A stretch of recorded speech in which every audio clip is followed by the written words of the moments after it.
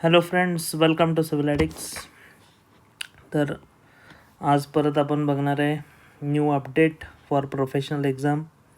तर मोठा धमाका केला आहे मेटा नाशिकने. जर तुम्ही बघितलं की आपण पूर्वी पण खूप असे व्हिडिओज जे गायडन्ससाठी मुलांना प्रोव्हाइड केले फ्रीमध्ये, की ही एक्झाम काय आहे, काय इम्पॉर्टंट आहे, कोण एलिजिबल आहे, हे ऑलरेडी आपण सांगितलेलंच आहे मित्रांनो प्रिव्हियस लेक्चर्स जर तुम्ही बघितले तर. आणि जर तुम्ही नीट बघितलं तर how can you crack this exam ह्याच्यावर पण आपण दिलं होतं डिटेल पॅटर्न, की पूर्वी जे सब्जेक्ट जसे होते, आता काही सब्जेक्ट चेंज नाही झाले. पूर्वी GC होता तो आहे, इलेक्टिव्ह होता तो पण आहे, अकाउंट्स होता, ड्रॉइंग होता, सर्वे होता. फक्त फरक काय होता की पूर्वी ड्रॉइंगचं प्रॅक्टिकल व्हायचं, म्हणजे हा ऑफलाईन व्हायचा आणि सर्वे जो आहे त्याचं ग्रुप प्रॅक्टिकल व्हायचं. तर ते आता फ्रेंड्स थोडंसं चेंज झालं आहे, न्यू पॅटर्न अपडेट केलेलं आहे. तर हाच एक मोठा धमाका आहे, तो आपल्याला बघायचा आहे. ज्यामुळं खूप मोठ्या घटना घडल्या, जसं की फक्त बरेचसे मुलं नापास झाले एक्झाममध्ये. तर काही रिझन्स होते त्यामागं, तर त्या रिझन्सला रेक्टिफाय करण्याचा प्रयत्न केला आहे.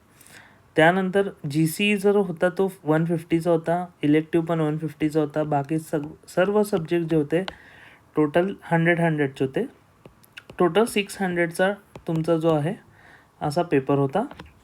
ह्यामध्ये जसं आपण ॲनालिसिस केलं होतं की general civil mostly easy to medium राहतो, इलेक्टिव्ह पण तसंच राहतो, अकाउंट्स थोडासा मीडियम टू टफ लेवलचा राहू शकतो. कारण अकाउंट्स कसं आहे, बऱ्याच लोकांना वाचणं थोडं कठीण जातं किंवा समजून घेणं, थोड्या गोष्टी अशा रटायच्या आहेत त्यामध्ये, आणि काही फंड्स हेड्स आहेत किंवा काही फॅक्च्युअल डाटा आहे तो थोडा डोक्यात जात नाही लवकर. त्यानंतर ड्रॉइंग जर बघितलं तर ड्रॉइंगला पण जर तुम्ही बघितलं तर सर्वात हार्ड सब्जेक्ट म्हणून बघितला जातो. तर ड्रॉइंग पूर्वी काढायला लागायचं मित्रांनो, एक शीट दिली जात होती तुम्हाला, 4 तास वेळ दिला जात होता, आणि मग तुम्हाला ह्याच्यावर प्लॅन, एलिव्हेशन, सेक्शन, या सगळ्या गोष्टी तुम्हाला, फाउंडेशन प्लॅन, तुमचं ट्रस असेल तर ट्रस, किंवा तुमचे स्मॉल ड्रॉइंग्स, अशा बरेचशा गोष्टी होत्या. तर खूप खूप खूप आभार आहेत की मेटा नाशिकचे, की हे सर्व क्रिटिकल गोष्टी तुमच्या सोप्या केलेल्या आहेत. आता इतकं सोपं झालं आहे ॲनालिसिस करणं, की पूर्वीचं ॲनालिसिस पण आपण दिलं होतं की 16च्या पॅटर्नला कसं होतं, 13, 17, 18, 19 ड्रॉइंगचा पेपर कसा होता. बट आता ह्या गोष्टींची तुम्हाला गरज नाही आहे. सो ठीक आहे, ज्यांनी अभ्यास केला असेल पूर्वी, निराश होऊ नका की ड्रॉइंगचा अभ्यास तुमचा कधी वेस्ट नाही जाणार. कुठलंही नॉलेज वेस्ट जात नाही मित्रांनो, घाबरू नका. जे केला असेल तर ते आज न उद्या तुम्हाला कामाला येईल कुठं ना कुठं शासनात. ठीक आहे, तर ड्रॉइंग रीड पण करता यायला पाहिजे, नुसतं MCQ सॉल्व करून पण उपयोग नाही आहे. ठीक आहे, तर त्यामुळं असं काही नाही आहे की फक्त जर तुमचा MCQ पेपर आहे त्याच्यावरनं ड्रॉइंग करतं. तर ड्रॉइंग मुळात जो आहे सगळ्यात मोठा चेंज आता आपल्याला बघायला भेटलेला आहे. त्यानंतर अपडेट्स जर बघितले तर न्यू पॅटर्नची पॉसिबिलिटी सांगितली होती. पूर्वीच थिअरी सब्जेक्ट्स मी म्हणलं होतं की TCS तर घेणारच आहे एक्झाम, आणि एक्झाम सगळ्या ऑनलाईन राहतील. त्यानंतर म्हणलं होतं की ड्रॉइंग आणि सर्वेची पॉसिबिलिटी आहे की त्या पण ऑनलाईन होतील. रिझल्ट पेंडिंग होता आणि फायनली डिक्लेअर झालेलं आहे. तर आता आपण अपडेट्स बघू. अपडेट्स ह्यामध्ये जे इम्पॉर्टंट आहेत मित्रांनो, की प्रोफेशनल एक्झामबद्दल एक इम्पॉर्टंट पॉईंट्स जे तुम्हाला नोट करायचे आहेत, जे आता जे तुम्ही वाचताय, एक सर्क्युलर आलेलं आहे असं, जे तुम्ही बघितलं असेल, खूप लोकांनी हे वाचलं असेल बऱ्यापैकी. ह्यामध्ये जवळपास नाही म्हणलं तरी 15 पॉईंट्स आहेत. तर मी त्यातले जे इम्पॉर्टंट पॉईंट्स आहेत ते तुम्हाला क्लिअर करतो.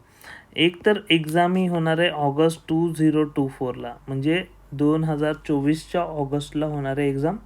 जसं की आपण म्हणलं होतं की आचारसंहिता लवकरच लागतील विधानसभेसाठी, लोकसभा तर संपली आहे, त्याच्या आत ह्यांना घेणं भाग आहे. सो ऑगस्टची डेडलाईन ठेवलेली आहे. आता ऑगस्ट डेडलाईन आहे, तर साहजिक आहे की एकदम सुरुवातीला पण मला वाटतं की खूप चान्स नाही आहे आणि एकदम शेवटी पण मला नाही वाटतं की खूप चान्स आहे. तर मिड टू एंडमध्ये पॉसिबिलिटी आहे. ठीक आहे, मिड टू एंड. ठीक आहे, ही पॉसिबिलिटी चांगली आहे.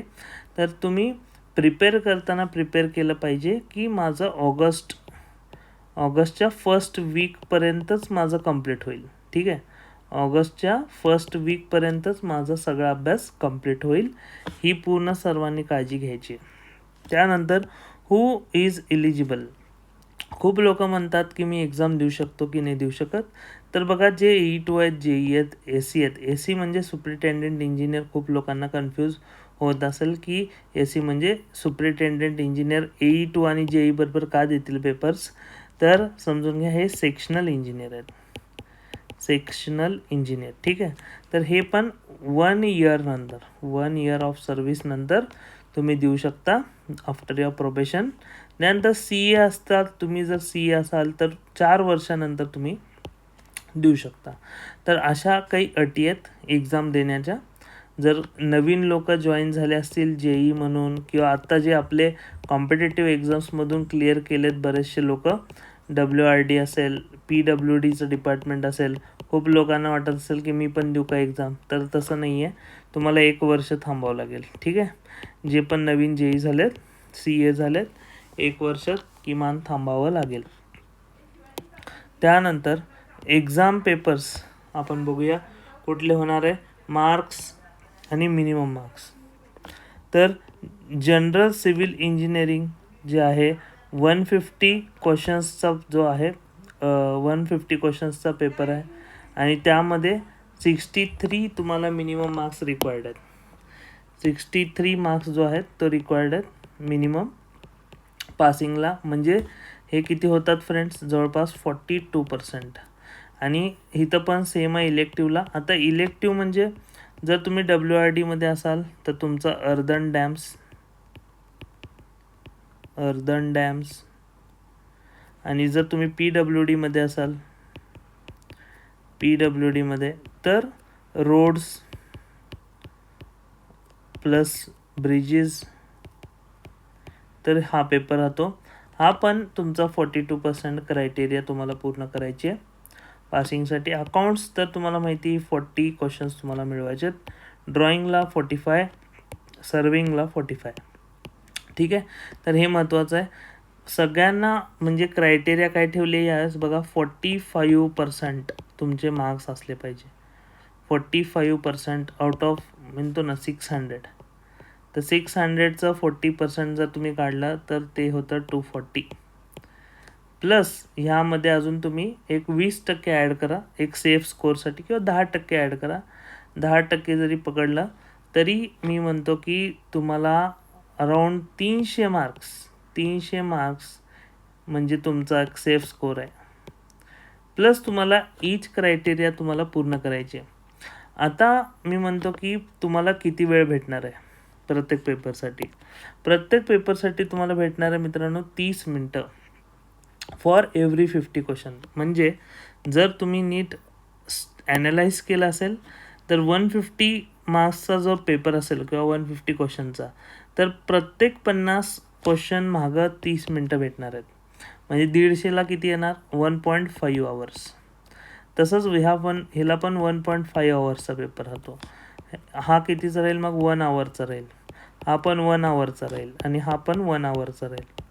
म्हणजे 100 क्वेश्चनचे असतील ते 1 तासाचे राहतील, 150चे असतील ते 1.5 तासाचे असेल. म्हणून मी सरळ लिहिलं की 30 फॉर 50, म्हणजे 30 मिनिट्स फॉर 50 क्वेश्चन्स. हे डोक्यात ठेवायचं आहे. अजून एक गोष्ट सिम्प्लिफाय केली आहे, निगेटिव्ह नाही आहे. म्हणजे तुम्हाला एक डोक्यात ठेवायचं आहे की तुम्हाला पूर्णच्या पूर्ण पेपर अटेम्प्ट करायचं आहे. कुणीही एक गोष्ट लक्षात ठेवा, पेपर कुणीही अर्धावर सोडून यायचं नाही. काही ना काही टिक करून यायचं आहे. मग ते इंटेलिजंट गेसनी करा, लॉजिकल गेसनी करा. आपण आपल्या MCQमध्ये आपण ते शिकवणार आहे की पूर्ण अटेम्प्ट करताना पण कशी काळजी घेतली पाहिजे, कसा अटेम्प्ट केला पाहिजे जरी तुम्हाला क्वेश्चन येत नसेल तरी. त्यानंतर मिनिमम मार्क्सला तर आपण बघूया, पण मिनिमम आपलं टार्गेट नाही आहे. आपल्या मुलांचं टार्गेट मिनिमम 70 to 80% असलं पाहिजे, कारण सोपं आहे, ह्या वेळेस होण्यासारखं आहे. सगळेच पेपर आता जर तुम्ही बघितले तर मित्रांनो हे ऑब्जेक्टिव्ह आहेत, ऑब्जेक्टिव्ह आहे. आणि हे जे पेपर पूर्वी प्रॅक्टिकल व्हायचे ते पण आता ऑब्जेक्टिव्ह ऑनलाईन होणार आहेत, ऑनलाईन ऑब्जेक्टिव्ह फ्रेंड्स. तर ही सगळ्यात इम्पॉर्टंट लाईफ चेंजिंग गोष्ट म्हणू शकता तुम्ही मेटा नाशिकने जी तुमच्यासाठी दिली आहे की सर्वेइंग. पण सर्वेइंग खूप लोकांना वाटत असेल की हा व्हायला नको होता, कारण ह्यामध्ये ग्रुप प्रॅक्टिकल होतं आणि ग्रुप प्रॅक्टिकल सगळ्यात इझी पार्ट आहे सर्वेसाठी. तुम्हाला डोकं लावायचं नाही आहे, ग्रुपमध्ये जे होतं ते सगळ्यांसाठी होतं. सो इथं सगळ्यांना 70 to 80% पूर्वी पडायचे, पण आता तसं नाही आहे. हा पण ऑनलाईन घेतला आहे. जसं की ड्रॉइंग सगळ्यात टफ होता, सर्वे सगळ्यात इझी होता, तर हा इझी होता आणि हा पूर्वी टफ होता. ठीक आहे, तर आता काय केलं की ड्रॉइंगला पण मीडियम कॅटेगरीमध्ये आणलं आहे, म्हणजे ह्याची ऑब्जेक्टिव्ह केली आहे, म्हणजे ह्याची टफनेस कमी केली आहे, पण ह्याची थोडी इझीपेक्षा टफनेस वाढवली आहे, म्हणून हा पण मीडियम कॅटेगरीमध्ये आणला आहे. तर हे लक्षात ठेवा काय केलं मेटा नाशिकने. तुमचा सिलेबस तुमच्यानुसार सिम्प्लिफाय तर केलेलाच आहे, बट थोडंसं मीडियम लेवलला घेऊन गेलं आहे. कारण का आता तुम्हाला थिअरी सगळ्याच गोष्टीची वाचणं गरजेचं आहे, इवन सर्वेची. म्हणजे सगळं जे तुम्ही पूर्वी काही गोष्टी स्किप करत होता की सर्वे नको बाबा करायला, किंवा ड्रॉइंग तर फक्त प्रॅक्टिस करायची आहे, आपलं काय म्हणायचं स्केचेस काढायचे आहेत, प्लॅन काढायचे आहेत, तर तसं नाही आहे. ते MCQ सगळ्यांचे वाचायचे आहेत आता. त्यानंतर ATKT क्रायटेरिया खूप लोकांना कन्फ्यूज आहे अजून, की मिनिमम सगळ्यात इम्पॉर्टंट लक्षात ठेवा हा कोणासाठी आहे. ATKT कोणाला लागू आहे, मिनिमम जे फक्त आणि फक्त 1 सब्जेक्टमध्ये फेल झालेत. बघा मी काय म्हणतो आहे, जे फक्त एकाच सब्जेक्ट, एका म्हणजे एकाच्या वर जे पण फेल झाले, समजा तुमचे पूर्वी 5 सब्जेक्ट होते, हे 5 सब्जेक्ट पकडा, ह्यातलं समजा तुम्ही जर मी हायलाईट केलं की मी जनरल सिव्हिलला पास झालो, अकाउंट्सला पास झालो, इलेक्टिव्हला पास झालो, पण सपोज मी ड्रॉइंग आणि सर्वेला फेल झालो, तर तुम्ही फेल म्हणून पकडले जाल, तुम्हाला पूर्ण एक्झाम रिपीट करायची. हे पहिले लक्षात घ्या. दुसरी क्रायटेरिया त्यांची काय आहे की जर तुम्ही फक्त एकाच सब्जेक्टमध्ये, म्हणजे आता प्रॉब्लेम काय आहे, आता मी फक्त काय केलं, फक्त ड्रॉइंगमध्ये फेल झालो, बाकी सर्वेमध्ये पण पास झालो, म्हणजे मी जनरल सिव्हिलला पास झालो, इलेक्टिव्हला झालो, अकाउंट्सला झालो आणि सर्वेला झालो, पण ड्रॉइंगमध्ये फेल झालो. तर ड्रॉइंगमध्ये फेल झाल्यामुळं ते काय करणार आहेत, ते तुमच्या सगळ्या सब्जेक्टचे टोटल घेणार आहेत. ठीक आहे, हाच एक पॉईंट जो मुद्दा आहे ह्या PDF-नुसार कन्फ्युजिंग आहे खरं तर. ॲक्च्युली ह्या PDF-मध्ये जे म्हणलेलं आहे, जर तुम्ही नीट बघितलं की परीक्षेची जी सूट आहे व इतर विषयात किमान 55% गुण प्राप्त केलेले आहेत. तर इतर विषयात म्हणजे ते इंडिव्हिज्युअल आहे की टोटल आहे हे कसं कळणार. तर हे टोटल आहे, कारण हा GR सांगतो. हा GR जर तुम्ही हा जर तुम्ही वाचला असेल GR, तर ह्यानुसार काय म्हणतात बघा, जो उमेदवार फक्त एका विषयात अनुत्तीर्ण झाला पण त्याने अन्य सर्व विषयांच्या एकूण गुणांपैकी, म्हणजे टोटल तुमचे जे आहेत फ्रेंड्स, टोटल सब्जेक्टचे जे टोटल आहे, जेवढे पण सब्जेक्ट आहेत त्याची टोटल. जसं की सपोज मला इलेक्टिव्हला आहेत 90, अकाउंट्सला आहेत 70, सर्वेला आहेत 70 आणि जनरल सिव्हिलला आहेत तुम्हाला सपोज 55. पण सपोज मी पास तर सगळ्यात झालो, किंवा इथं 65 पकडा, म्हणजे इथं काटावर पास झालो, किंवा 40%ला पास होतं, समजा 40% भेटले, पण इकडं बाकीच्या सब्जेक्टमध्ये मला चांगले भेटले. तर मी काय करणार, 65 plus 90 plus 70 plus 70 divided by 4, हे जर तुम्ही कराल तर ह्याची तुम्हाला ॲव्हरेज 55%च्या वर असली पाहिजे. 55%च्या वर असेल आणि हे तुम्हाला काय करायचं आहे, ही ॲव्हरेज करून किंवा हे टोटल करून तुम्हाला डिवायडेड बाय तुमचे टोटल मार्क्स पण करा किंवा टोटल पण करा, चालतं. हे जी किती होतं 150 होतं, ह्याचं पण 150 होतं, ह्याचं 100 होतं आणि ह्याचं पण 100 होतं. तर 100 100 200 म्हणजे 500.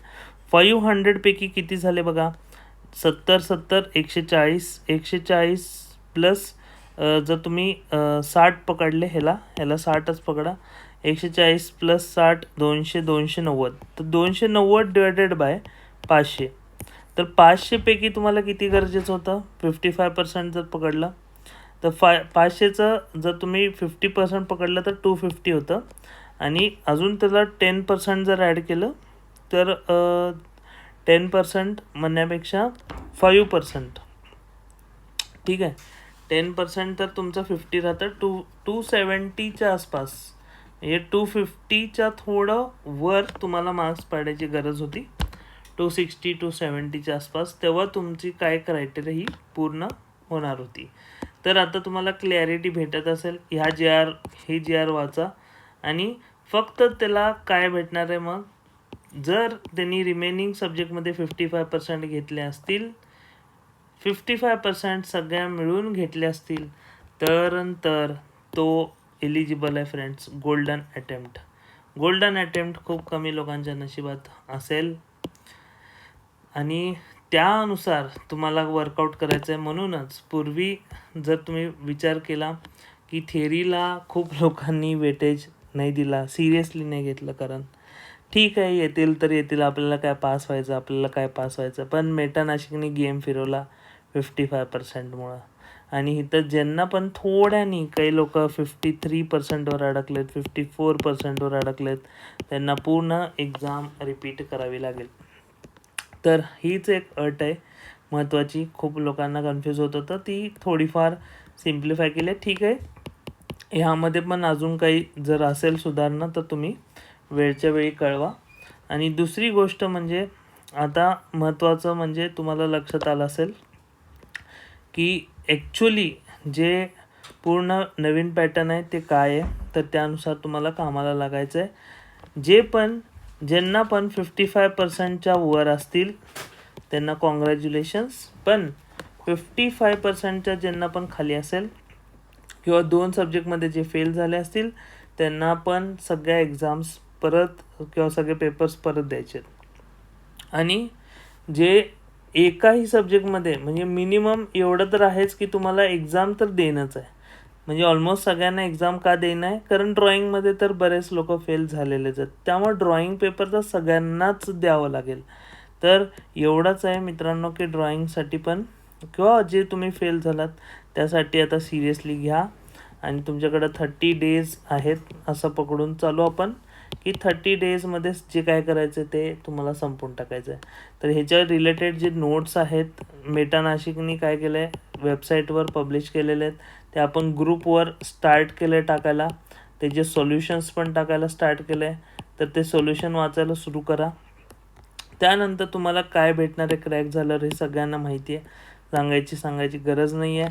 1 वर्षापासूनच चालू केलं होतं आपण, 1 महिन्याआधी सांगायला चालू केलं होतं की अभ्यास सुरू करा. तर स्टडी स्टार्ट करा हे तुम्हाला 1 मंथ आधी फ्रेंड्स किंवा 2 महिन्याआधीच सांगितलं होतं. ज्यांनी सुरू केली आहे त्यांनी चांगली गोष्ट आहे, नाही केली अजून करा. बाकी आपला जर कोर्स तुम्हाला घ्यायचा असेल अजून पण वेळ आहे. 30 days is a good time. होऊ शकतं का अजून तुम्ही पास होऊ शकता का? यस, माझं उत्तर आहे यस. ज्यांना पण पास व्हायचं आहे यस, इथनं पॉसिबल आहे. तुम्ही पास होऊ शकता, नाही होणारच पास. का होणार आहे? कारण सगळं ऑब्जेक्टिव्ह आहे. थोडं डोकं चालवायचं आहे, दॅट्स ऑल. नोट्स घ्यायचे आहेत नीट, आपले PYQs नीट करायचे आहेत, एक्सप्लेनेशन नीट बघायचं आहे, कारण TCS आहे, लाईटली पण घ्यायचं नाही आहे. बघा मी परत सांगतो, थिअरीला खूप लोकांनी लाईटली घेतलं पूर्वी, ह्याच थिअरीला लाईटली घेऊ नका. कारण ह्यावेळेस पण जरी तुमचं समजा एखादा सब्जेक्ट राहिला तर किमान इन्श्योर करा की उरलेल्या सब्जेक्टमध्ये 55% येतील. ह्यासाठी तरी थिअरी वाचा यार, ह्यासाठी तरी वाचा. त्यामुळं बॅच तर लॉन्च केली होतीच, लॉन्च आणि एक ॲडिक्सची ऑफर जी तुम्हाला आहे, सिव्हिल ॲडिक्सची 4999 अजून पण सुरू आहे. लास्ट मंथ उरला आहे. After August may be he cost increase होईल पुढच्या वेळेस, सांगता येत नाही. त्यामुळं पटकन एनरोल व्हा, कोर्स जॉईन करा आणि टाईम कमी राहिला आहे. अजून एक महत्त्वाची गोष्ट राहिली सांगायची की फ्रायडेला म्हणजेच उद्या फ्रायडे इव्हनिंगला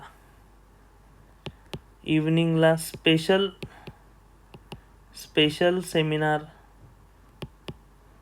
होणार आहे, जो तुमचा लाईव्ह होईल. लाईव्ह कशासाठी तर स्ट्रॅटेजी क्लास राहील. स्ट्रॅटेजी क्लास कशासाठी, तुमच्या एक्झाम्सच्या ॲनालिसिससाठी, की कसा ॲप्रोच ठेवायचा आहे. ॲप्रोच ठीक आहे. ज्यांनी पण जॉईन केला क्लास तर त्यांच्यासाठी लाईव्ह राहील, की तुम्हाला कळून जाईल की मिनिमम अशा कुठल्या गोष्टी केल्या पाहिजे पटकन पास होण्यासाठी. अजून एक गोष्ट ह्यामध्ये सांगितली गेली होती या सर्क्युलरमध्ये, जर तुम्ही नीट ऑब्झर्व केली असेल तर, की बुक्स दिले होते फ्रेंड्स, बुक्स दिले होते. बुक्समध्ये जर तुम्ही नीट बघितलं तर ड्रॉइंगसाठी मोस्टली 3 बुक्स दिले होते. शाह काळे, त्यानंतर गुरुचरण सिंग, त्यानंतर थर्ड होतं रंगवाला.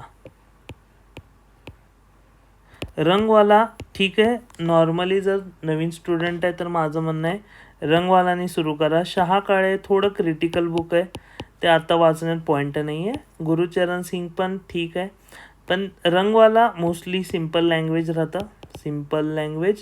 रंगवाला किंवा गुरुचरण सिंग बघा, दोन्ही ट्राय करा. तर रंगवाला मोस्टली सिम्पल लँग्वेजमध्ये दिलं जातं. मोस्टली जर तुम्ही रंगवालाचे बुक्स बघितले तर ते डिप्लोमाचे स्टुडंट पण यूज करू शकतात आणि डिग्रीचे पण. तर त्यासाठी रंगवाला आपण सजेस्ट करतो. आणि सर्विंगमध्ये 2 बुक्स दिले होते आणि अनएक्सपेक्टेड बुक्स आहेत, कारण मोस्टली मुंबई युनिव्हर्सिटीमध्ये एक बुक मोस्टली यूज केलं जातं, ते म्हणजे कानेटकर सरांचं व्हॉल्यूम 1 आणि व्हॉल्यूम 2चं एक सर्वेचं बुक आहे. आणि दुसरं BC पुनमिया सरांचं आहे, BC पुनमिया. तर खूप फेमस ऑथर्स आहेत फ्रेंड्स सिव्हिल इंजिनिअरिंगचे. BC पुनमिया म्हणा, रंगवाला म्हणा, एकदम महान सिव्हिल इंजिनियर्स आहेत एकदम. त्यामुळं त्या लोकांच्या कुठल्याही गोष्टी रिफर करा. Even soil mechanics, fluid mechanics, बऱ्याच सगळ्या सब्जेक्टचे काय म्हणतात त्याला बाप आहेत हे लोक.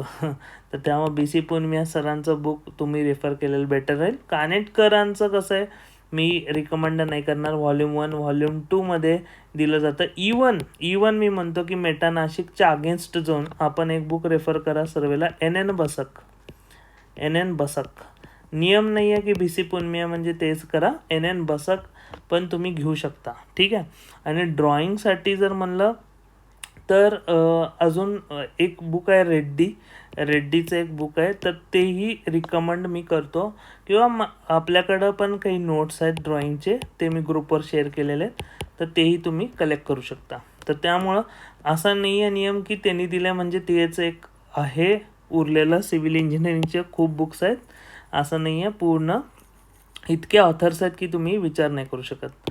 तर असं हे फक्त 2-3 ऑथर्सचे त्यांनी दिलेले आहेत, रिकमेंड केलेले आहेत. त्यातून पडेल क्वेश्चन्स, मोस्टली त्यातून टाकतील ते.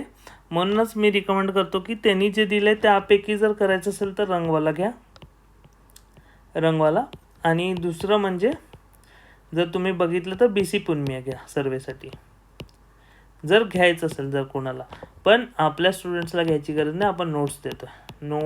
We are providing the notes, that's all. त्यामुळं ज्यांनी पण फी भरली आहे 5000, त्यांना हे गोष्टी परत हे 2-3 हजार रुपये बुक्समध्ये घालवायची गरज नाही. किंवा किमान 2-3 हजार रुपयाचे बुक्स आहेत हे सगळे मिळून 3-4 हजार घालवण्यात, आणि ते वाचणार कधी तुम्ही, एवढा वेळ नाही आहे. त्यापेक्षा नोट्स घ्या, पटपट अभ्यास करा, क्लिअर करा, पास व्हा आणि मोठ्या पोस्टला जा friends. So thank you for watching civil addicts. तुम्हाला कळालं असेल, बरीचशी क्लॅरिटी आली असेल. बाकीच्या गोष्टी आपण लाईव्ह सेशनमध्ये करूया फ्रेंड्स, लाईव्हमध्ये भेटूया आपण. So thank you for watching.